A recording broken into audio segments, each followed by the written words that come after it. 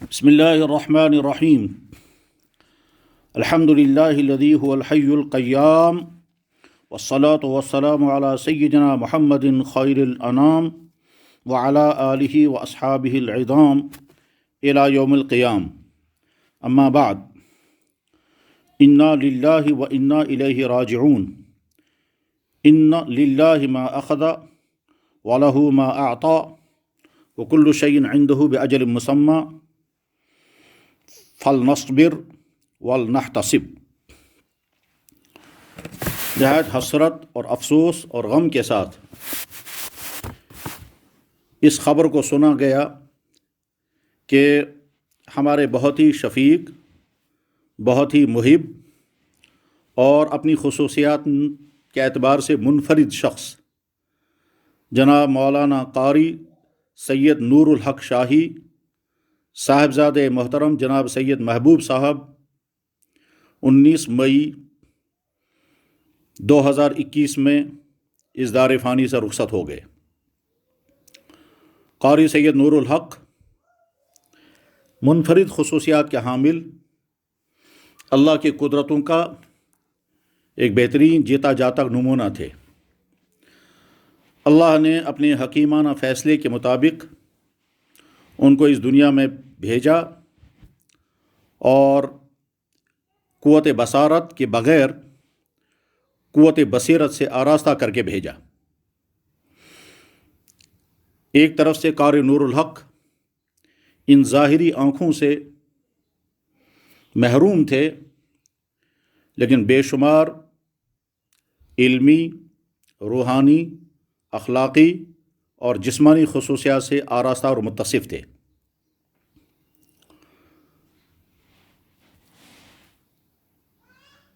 متعدد مرتبہ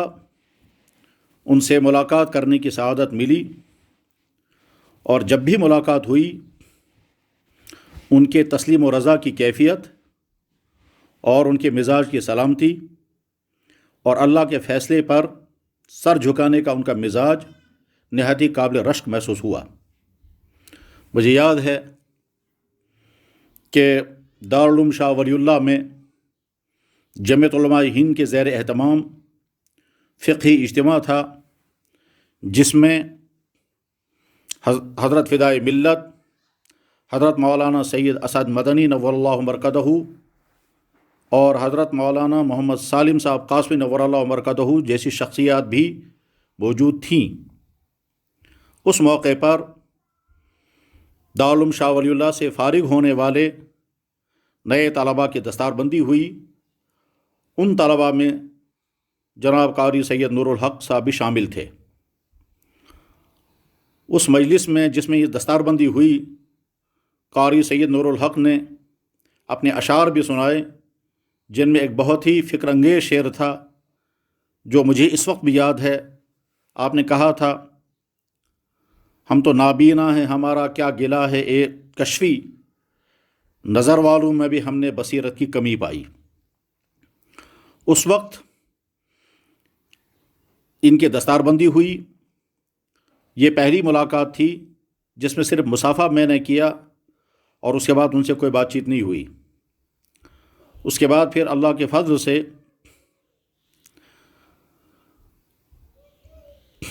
میرا برخوردار عزیزم حافظ انیس الرحمن صاحب کو دارالعلوم شاہ ولی اللہ میں حفظ قرآن کرنے کی سعادت ملی، اور اس کے بعد جب بھی کبھی وہاں حاضری ہوتی تھی تو قاری صاحب سے ملاقات ہوتی تھی،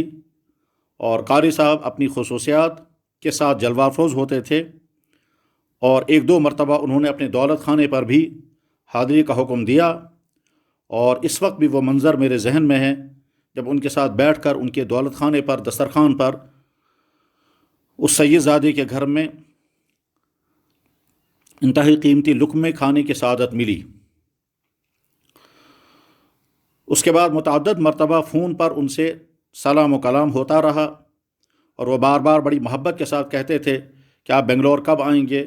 اور میں بھی عرض کرتا تھا کہ جب آبادانہ ہوگا تو انشاءاللہ میں ضرور حاضر ہوں گا۔ تقریباً 1 سال گزرتا ہے کہ انہوں نے مجھ سے یہ فرمایا کہ میرا جی چاہ رہا ہے کہ میں اپنی امامت میں پورا قرآن کریم ترتیب کے ساتھ پڑھوں گا، لیکن یہاں کچھ حضرات کو اس پر اعتراض ہے۔ میں نے تفصیل سے عرض کیا کہ آپ شوق کے ساتھ ترتیب کے ساتھ پورا قرآن کریم تلاوت فرمائیں، اور یہ امتیازی چیز ہوگی۔ دنیا میں بہت کم اس طرح کا کارنامہ انجام پاتا ہے۔ اگر آپ یہ کارنامہ انجام دے سکیں تو یہ آپ کے لیے بھی شرف اور امتیاز کی بات ہوگی، اور آپ کے مقتدیوں کے لیے اور آپ کی اس مسجد کے لیے بھی یادگار چیز رہے گی کہ پورا قرآن کریم جہری نمازوں میں پڑھا گیا۔ جب وہ گفتگو ان تک پہنچی تو ان کو بہت تسلی ہوئی، اور اس کے بعد پھر غالباً وہ اسی ترتیب کے ساتھ قرآن کریم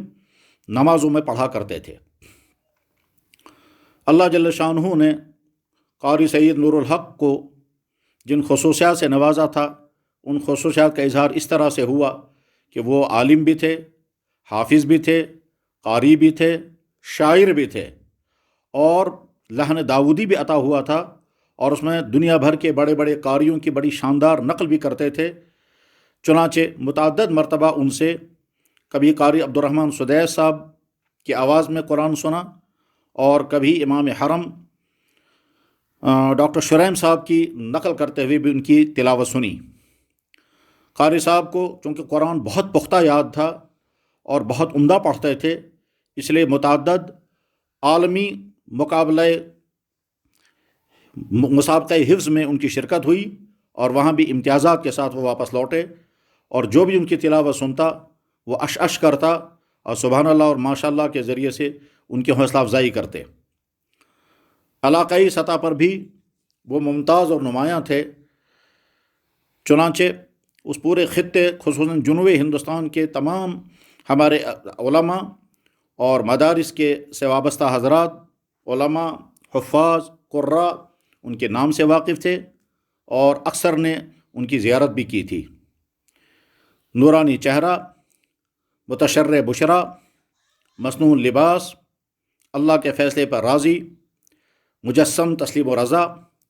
اور دوسری خصوصیات کے حامل۔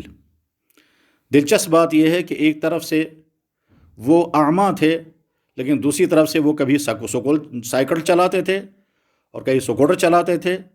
اور یہ ساری باتیں ان کے متعدد شاگردوں سے، اور خصوصاً اپنے بیٹے عزیزم انیس الرحمن سے میں نے متعدد مرتبہ سنی کہ قاری صاحب خود سائیکل چلاتے تھے، اور نابینا ہونے کی وجہ سے وہ چونکہ آگے نہیں دیکھ پاتے تھے، تو سائیکل میں پیچھے کوئی شخص ردیف بن کر بیٹھتا تھا، اور وہ ان کے کندھے کو دائیں بائیں ہلاتا تھا، اور وہ سائیکل اسی طرح سے چلاتے تھے۔ مجھے یاد ہے کہ جب میں ان کے ہاں حاضر ہوا تو میں نے ان سے ڈرتے ڈرتے عرض کیا کہ قاری صاحب، کیا کبھی آپ کو یہ خیال آتا ہے کہ اس دنیا میں آنے کے باوجود بھی اس دنیا کو آپ نے نہیں دیکھا؟ تو بہت حسرت کے ساتھ فرمایا کہ ہاں، کبھی کبھی خیال آتا ہے۔ پھر میں نے ان سے عرض کیا کہ کیا آپ کو سمجھ میں آتا ہے کہ یہ سفید اور سیاہ کیا ہوتا ہے، خوبصورت و بدصورت کیا ہوتا ہے؟ تو انہوں نے کہا نہیں، میں نہیں جانتا یہ سفید کیسا ہوتا ہے اور سیاہ کیسا ہوتا ہے، خوبصورت کیا ہوتا ہے اور بدصورت کیا ہوتا ہے۔ ظاہر ہے یہ باتیں ایک اعتبار سے دل شکنی کی تھیں، مگر میں نے فوراً فاطمہ عرض کیا کہ آپ کو معلوم ہے آپ کے لیے کتنی بڑی بشارت اللہ کے نبی علیہ الصلوۃ والسلام جو آپ کے نانا ہیں انہوں نے ارشاد فرمائی ہے۔ تو قاری صاحب نے بے اختیار فرمایا کہ ضرور سنائیں۔ میں نے کہا اللہ کے نبی علیہ الصلوۃ والسلام کو مبارک ارشاد احادیث میں موجود ہے کہ اللہ تعالیٰ شان و ارشاد فرماتے ہیں، جس کو میں نے دنیا میں 2 آنکھیں نہ دی ہوں اس کو میں جنت میں ضرور 2 آنکھیں عطا کروں گا۔ یہ تو میں نے ان سے عرض کیا کہ اس حدیث کے معنی یہ ہیں کہ آپ کا جنت میں جانا تو طے ہی طے ہے، کیونکہ آپ کو اپنی آنکھیں وہاں لینی ہیں۔ یہ سننا تھا تو انہی آنکھوں سے آنسوں کے قطرے گرنے لگے جن آنکھوں سے وہ دیکھ نہیں پاتے تھے۔ پاکیزہ زندگی، قرآن کے ساتھ ربط اور تعلق، اور اسی دارالعلوم شاہ ولی اللہ سے تعلیم حاصل کرنے کے بعد پھر وہیں خدمت کرنے کا موقع اللہ نے عطا فرمایا، اور انشاءاللہ قیامت کے دن وہ اپنے شاگردوں، جس میں سب کے سب قرآن پڑھنے والے ہوں گے، اپنی شاگردوں کے سمیت اللہ کے بارگاہ میں انشاءاللہ حاضر ہوں گے، اور وہ ان کے لیے بہترین ذخیرہ آخرت ہوگا۔ جو شخص دنیا میں عامہ آتا ہے، ایک طرف سے اسے ضرور یہ احساس ہو سکتا ہے کہ میں نابینا بن کر دنیا میں آیا، لیکن دوسری طرف سے اس کے لیے بڑا انعام یہ ہوتا ہے کہ آنکھوں کے گناہ جس سے بچنا بہت مشکل ہے، یہ آنکھوں کے گناہ سے مکمل طور پر محفوظ ہوتا ہے۔ بہرحال قاری سید نور الحق صاحب شاہی اس دنیا سے وفات پا گئے۔ اللہ تعالیٰ ان کی خدمات کو قبول فرمائے، ان کے لیے جنت الفردوس کا راستہ آسان فرمائے۔ میں بہت دلسوزی کے ساتھ دارالعلوم شاہ ولی اللہ کے محتمم حضرت مولانا زین العابدین رشادی مظاہری، دارالعلوم شاہ ولی اللہ کے شیخ الحدیث حضرت مولانا اکبر شریف ندوی دامت برکاتہم، اور دارالعلوم شاہ ولی اللہ کے ناظم تعلیمات جناب مولانا شمس الدین صاحب کی خدمت میں کلمات تعزیت پیش کرتا ہوں کہ ان کے ادارے کا تیار کیا ہوا ایک شجر ثمردار رخصت ہو گیا۔ یقیناً وہ حضرات تعزیت کے مستحق ہیں۔ اور اس کے بعد پھر ان کے استاد خاص جناب حافظ منیر احمد صاحب، جو ان کے استاد بھی تھے اور بعد میں شعبے میں ان کے سربراہ بھی تھے، کیونکہ حافظ منیر صاحب شعبہ حفظ کے صدر ہیں اور قاری سید نور الحق صاحب ان کے نائب صدر تھے، تو حافظ منیر صاحب کو بھی اس اعتبار سے صدمہ ہوگا کہ ان کے شاگرد بھی اور ان کے نائب بھی تھے، ان کی خدمت پہ بھی تعزیت پیش کرتا ہوں۔ اور ان بزرگوں کے ساتھ ساتھ سب سے زیادہ تعزیت کے مستحق جناب قاری سید نور الحق شاہی کے والد گرامی جناب سید محبوب صاحب ہیں اور ان کے برادران، اور اس کے ساتھ ساتھ انہی کے توسط سے قاری سید نور الحق صاحب کی اہلیہ محترمہ ان کی خدمت میں حضیہ تعزیت ہے۔ اللہ تعالیٰ شانہ ان تمام حضرات کو صبر جمیل عطا فرمائے اور مرحوم کو جنت الفردوس کا اونچا مقام عطا فرمائے اور ان کو جنت میں لے جانے کا ذریعہ بنائے۔ احادیث مبارکہ میں موجود ہے